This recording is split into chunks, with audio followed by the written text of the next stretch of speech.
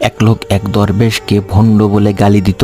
যতবার গালি দিত ততবার ওই দরবেশ তার বাড়িতে কিছু টাকা পাঠাইতো। যতবার গালি দিত ততবারই তার বাড়িতে টাকা পাঠাইতো। তখন ওই লোকটি চিন্তা করলো, ব্যাপারটা বুঝতেছি না, আমি এতবার এই লোকটিকে গালি দিই তারপরেও আমার বাড়িতে টাকা পাঠায়। লোকটা তো ভালো লোক, অযথাই তাকে আমি গালিগালাজ করি। যাই হোক, আর গালিগালাজ করব না।